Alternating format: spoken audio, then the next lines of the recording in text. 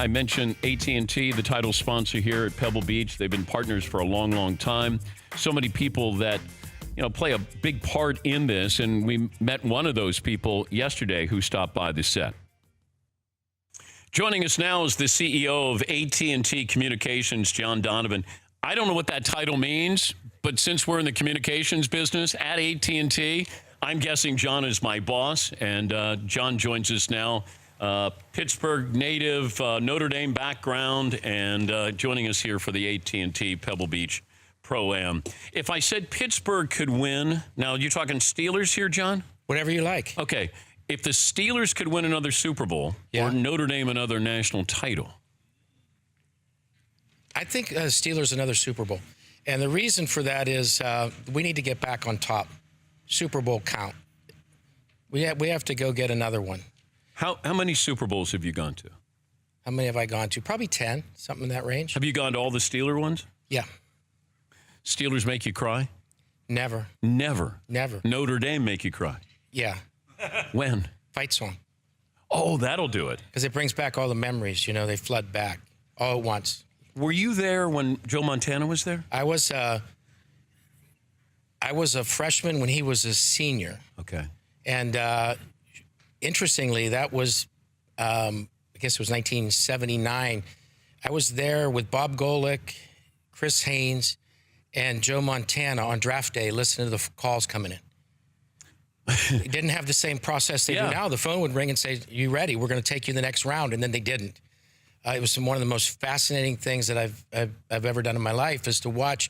You remember Joe Montana slid. Third round? Yeah, third round. Yeah. And so to watch the emotion of him going through that. So, but I also had to wake up Bob Golick at 7:30 in the morning to get him to swim class, and we were paired up. And because you have to take swimming class to get out of Notre Dame. Wait, and you got to take swimming? Yeah, we had to back then. I'm not a young guy, Dan. I know, but why swimming? I don't know. Well, you had to take PE for a couple of semesters, and one of the things was required was swimming. I guess they didn't want any of us to drown in the lake. And so Bob was a senior, had put it off. And so I was his neighbor, and I was a freshman, and he weighed, at that time, big for a linebacker, 265 pounds. And he would take me there, and, you're swimming, and they say, okay, now try to drown the other person. and he would stuff me, literally, it would be a split instant, and my head would go from above the water to pressed against the bottom of the pool. Because he didn't float. I mean, he sank. Yeah, it was fun. You mentioned, though, on the working relationship. You had a great week last week, and so I was going to surprise you with the Employee of the Month. Oh, well, there you go.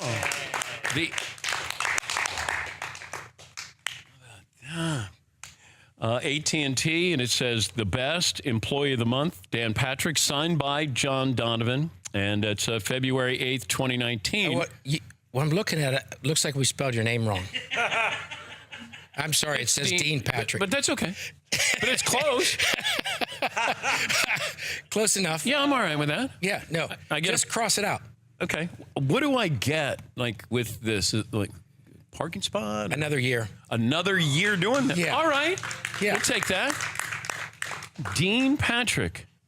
Tom Brady doesn't have Employee of the Month with the Patriots. My guess is that he'll be eligible this month. No, he's never won Employee of the Week with the Patriots. Isn't that amazing? Yeah, I'm not sure what it would take then. After 6 Super Bowls? Yeah. Who's the better quarterback, Bradshaw or Brady? They're just so different. What I loved about Bradshaw is he's the anti-Brady. He was the gunslinger. When the going got tough, in the huddle, he'd just say, run down the field, I'll get it to you. Yeah. And he would throw it as hard as he could. And you got to love that, when you're winning on defense with the play of defense and you see that. But you can't ever not say that Tom Brady was 6 Super Bowls. There's a couple of things I want to ask you about. First of all, when you get involved, AT&T Pebble Beach Pro-Am, what is the goal of the title sponsor? Well, you really have to pull together a bunch of things that are can be a little tricky, and we take it for granted. The first thing is you have to stay true to the purpose of the tournament, which is about the community.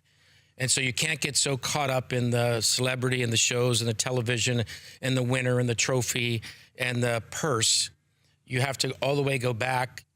The minute this tournament tears down, our folks start thinking about next year. Is the money being applied well? Is it getting to the right people in the community? You have to pull that together. The second dimension is you really have to make sure the show itself is good. You've got to recruit and have folks calling the players, getting them out here, reminding them what it's there for. And then for us, it's one of our big events where we bring a lot of customers in. So we try to entertain our customers and make it a showpiece for the business itself. And pulling all those off can be tricky. Also, we're talking to John Donovan, the CEO of AT&T Communications. The future of TV sports, we saw the match, made for TV events. Yep. So Tiger versus Phil. How much more are we going to see, do you think, in the next couple of years? I think it's just the tip of the iceberg of, when you start to think about how all that came together. It was on traditional cable. It was on Bleacher Report. They started to show the odds. So we really went out trying to try something brand new that hadn't been done before, and felt like there'd be a good market for that. And so it wasn't perfect this year. We didn't get everything exactly right, but it was, I think, something we're going to try to do again, repeat, and see if we can't find something there. What about gambling involved in it? Now, the two players, Phil and Tiger, were gambling a little bit. Like, we're heading towards that, but when is that happening, do you think? Well, I think that we start the process with a removal of some of the legal prohibition, and then everybody says, well, what does that mean? Yeah. And I think there's been a lot of hyperbole with sports owners saying that's going to change everything, and it's going to significantly and materially change the value of franchises. And it might over time, but in the short run, it's sort of trying to make social dimensions where you have small wagers amongst friends, and it causes you to watch parts of the game and notice things that maybe the purist would watch. Is it going to make this foul shot? And you start to think about, if I'm going to bet on whether you can make a putt here, I'm going to have to know a lot of things about you, but I'm also going to have to know a lot of things about the hole. And is this the kind of thing, how do you deal with stress? And so I think the acuity with which people are going to have to do things in the future. So personally, I don't think it's going to be, about creating a whole new genre of gamblers. Yeah. I think it's going to be a social event and a little bit of trash talking amongst friends, and small betting at high velocity. But also being in the communications business at AT&T and everything's on your phone, where are we headed with sports coverage, live events? Well, I think that we're moving to where a traditional view of anything is lost, and it's being replaced with, I need an experience. Like, I need an experience, and it doesn't just involve what's going on, the event itself.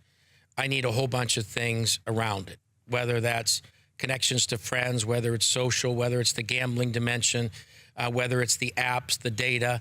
So we're really trying to tailor experiences, and I think that the tailored experiences are challenging us to just get better at what we do. Final question. You could play a round of golf at Pebble. Uh-huh. Any current or former professional athlete? Joe Green. Mean Joe Green? Yeah. Because can he play golf? Doesn't matter. Yeah, when you look, there, like a lot of the ex-Steelers, their stories are out there. And, him throwing the ball in the stands, how he showed up and intolerance for losing. I just want to hear his story. And I think that would be a really good thing. Because when I grew up, it was right at that time and that team. And so I have this view of holding those folks up on a pedestal. So last week at the Super Bowl, I had a chance to meet Mel Blount. He looks like he could still play, John. Yeah, but can you imagine? He was 6'4" and he's playing defensive back. Back when everybody was 5'11". Right. And I remember. Did he have his cowboy hat on? Yes. He always got that black cowboy hat on. We were talking about some of his matchups, and I told him I met one of the all-star receivers from his time frame. And the guy came up and he was very proud of his accomplishments. And I said to him, you might have done really well in your career, and you did, but you should feel great. But you never caught one pass on Mel Blood.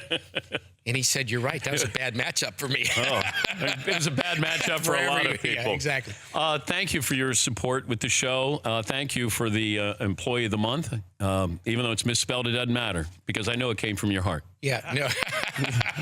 It sure did. Yes, it did. Yeah. Can I just say quickly, though, that this tournament raised almost $13 million last year, and kind of closing on where you start, it really is a great honor for us to come out here and serve the community the way we do. Well, it shows because it's a first-class run tournament, and I tell these guys about the magic of Pebble because they'd never been here, and then they got here a couple of years ago, and they go, we get it.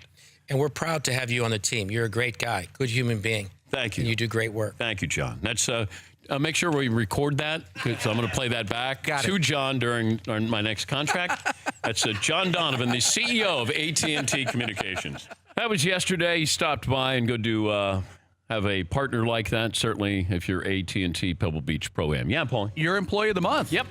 All right. Yep.